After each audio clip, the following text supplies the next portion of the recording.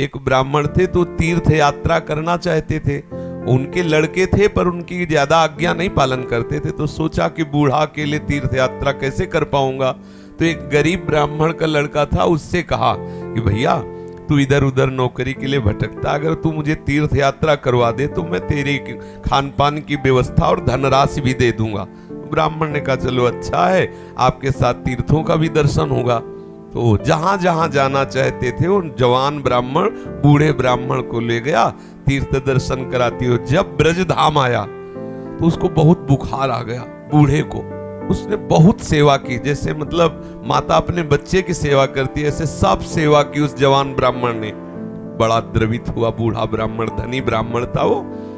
तो गोपाल जी के दर्शन जब करने गया तो उसने कहा बेटा तुमने बहुत सेवा की है, तुम्हें क्या दे सकता हूं? मेरे एक बेटी है, बहुत सुंदर है बेटी और बहुत धन संपत्ति है, मैं तुम्हें दूंगा। बोले देखो बाबा तुम तो यहाँ बोल रहे हो, घर में तुम्हारे जवान लड़के हैं, हमारी पिटाई करेंगे। बोले हम गोपाल जी को साक्षी करके कहते हैं कि अपनी बेटी का ब्याह तुम्हारे से करवा दूंगा और संपत्ति भी दूंगा। बात हो गई। तीर्थ यात्रा करवा के जब घर पहुंचा तो बूढ़े की हिम्मत नहीं कि बात कर सके लड़कों के सामने, क्योंकि बेचारा गरीब ब्राह्मण का लड़का। महीना भर सोचता रहा कि कभी न कभी तो सूचना दे, वो तो सूचना नहीं। तो घर गया उनके और बोला देखो बाबा आपने कहा था कि तुम्हारा, लड़कों ने धक्का लगाया और 2-4 थप्पड़ लगाए कि तेरी सामर्थ्य क्या है कि तू मेरी बहन से ब्याह करने की बात सोच सके। बोले नहीं बाबा ने कहा था। अब लड़कों की वो स्वरूप देख करके बाबा बदल गए। उनका हमें नहीं याद है कि हमने कुछ कहा था। अब उसने कहा अरे नहीं तुमने तो गोपाल जी के सामने कहा था। उनका हमें याद ही नहीं कि हमने तुमसे कुछ कहा है।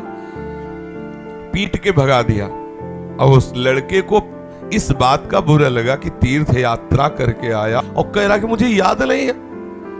अब मैं अपनी तरफ से तो कहा नहीं था ब्याह करने की, और इसने हमारा अपमान भी करवाया, अब तो ब्याह करके ही रहेंगे। उसके जिद चढ़ गई। उसने पंचायत बुलाई और पंचायत में कहा कि इसने हमें तीर्थ यात्रा के लिए प्रेरित किया, तीर्थ यात्रा ले गया, मैंने इसकी सब सेवा की, इसने ठाकुर जी के सामने मेरे ब्याह की बात कही। तो बोले कोई और गवाही दो तब बात बनेगी। बोले गवाही में तो केवल हम ही और ये बुढ़ा और ठाकुर जी थे। तो बोले अब भाई गवाही तो दो में क्या, तुम जो कह रहे हो कि इन्होंने कहा वो कह रहे नहीं कहा, तो तीसरा चाहिए। वो तीसरे में तो ठाकुर जी थे। तो बोले अगर गवाही दे दें तो ब्याह हम जबरदस्ती करवा देंगे। पंचायत पहले लगती थी गांव में, जैसे होता है ना न्यायालय, तो छोटा मोटा न्यायालय समझो गांव का। पंच लोग जो निर्णय कर देते थे फिर वही होता था। तो बुढ़े से कहा तो बुढ़ा राजी हो गया, क्योंकि उसे पता था गोपाल जी थोड़ी आएंगे। उसने कहा अगर गोपाल जी कह दें पंचों के बीच में आके कि हाँ हमारे सामने ब्याह की बात हुई थी, तो अब किसी की बात नहीं मानेंगे, हम ब्याह कर देंगे। लड़के भी राजी हो गए, क्योंकि सबको पता था कि कोई ठाकुर जी मूर्ति थोड़ी चल के आएगी। और उसने मूर्ति नहीं माना था, उसने साक्षात ठाकुर जी माना था। आया वृंदावन और ठाकुर जी का शयन हो गया था। अब वहां से अब वो बहुत परेशान कि अब कल तक हम रुके फिर ठाकुर जी से बात करें, तो ऐसा। अब दरवाजा बंद थे, खटखटाया, क्योंकि उसके लिए मूर्ति थोड़ी है, और कहा सुनो गोपाल जी हम तुमसे ये पूछने आए कि वो जो वृद्ध ब्राह्मण था उसने कहा था कि नहीं तुम्हारे सामने ब्याह की बात। 2-4 बार आवाज लगाई तो वहां से तो कोई उत्तर नहीं आया। फिर बहुत जोर से बोला बड़बड़ा के देखो हम तुम्हें चैन से सोने नहीं देंगे, हम पैदल चल के आए, भूखे हैं, और आप ब्याह की समस्या है और आपको इसका उत्तर दे। छोटी मोटी बात होती तो छोड़ देते, ब्याह की बात है।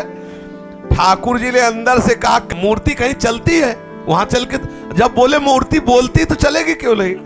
ठाकुर जी फंस गए।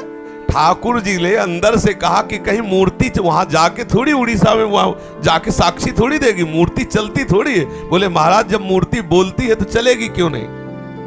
अब ठाकुर जी विवश हो गए। ठाकुर जी बाहर निकल के आए और सब सेवक लोग सुला के गए थे। समझो कितना भाव में दम है। उसने देखा बहुत सुंदर गोपाल जी साक्षात ठुमुक ठुमुक कर करके आए, नौ किशोर। बोले देखो हम चलने के लिए तुम्हारे भाव के कारण राजी तो है, लेकिन भोग राग की व्यवस्था, क्योंकि हम वृंदावन के ठाकुर, हमें तो चक माल चाहिए, हमको चना चवेना में तो रुकने वाले हैं ले, रबड़ी गुलाब जामुन ये सब चक्कर चाहिए। तो बोले देखो कुछ रुपया तो है, अब शादी का चक्कर, इसलिए व्यवस्था तो तुम्हारी बनाएंगे ही हम। तो बोले कैसे चलोगे? बोले चलेंगे तो हम पैदल ही, आगे आगे तुम चलना, पीछे पीछे हम चलेंगे, थोड़ी थोड़ी देर में कुछ भोग लिए रहना, हमको भोग लगा देना। बोले अब हम चले और तुम आ रहे हो कि नहीं आ रहे हो ये मुझे कैसे पता चलेगा? बोले नूपुरों की ध्वनि तुम्हें सुनाई देगी, अगर पीछे मुड़ के देख लिया तो जहां से मुड़ोगे वही हम खड़े हो जाएंगे, आगे नहीं चलेंगे। बात तय हो गई, चल दिए ठाकुर जी। अब आप देखो क्या मूर्ति है। अब वो बीच बीच में भोग लगाता हुआ जब अपने गांव के नजदीक पहुंचा तो सोचा केवल नूपुरे बज रहे कि आ भी रहे हैं। मुड़ के देखा तो ठाकुर जी खड़े। बोले चलो, बोले अब नहीं, अब सबको लिवा के यहीं लाओ क्योंकि हमारा तुम्हारा वादा था। तो बोले कोई बात। गांव में दौड़ता हुआ गया, सबसे हल्ला मचा, वृंदावन के ठाकुर पधारे साक्षी देने के लिए। अब तो भीड़ इकट्ठा, साक्षात ठाकुर। अब सब पंच आ गए, तो अब पंचों के सामने बुढ़े को कुछ बोलने की हिम्मत नहीं रही। ठाकुर जी ने सबके सामने उस भक्त की वचन रक्षा के लिए बोले और कहा हमारे सामने का ब्याह हुआ। अब आप सोचो, अगर ये कोई बात सतयुग की नहीं है, ये बात सतयुग की नहीं है, ये कलयुग की ही बात है। हमारी श्रद्धा, हमारा विश्वास, जैसी हम भावना, अगर ठाकुर को मान लिया कि मूर्ति है तो मूर्ति ही रहेंगे, अगर मान लिया कि हम भले नहीं समझ पा रहे लेकिन हमारे ठाकुर है तो एक दिन वो समझा देंगे कि वो ठाकुर है।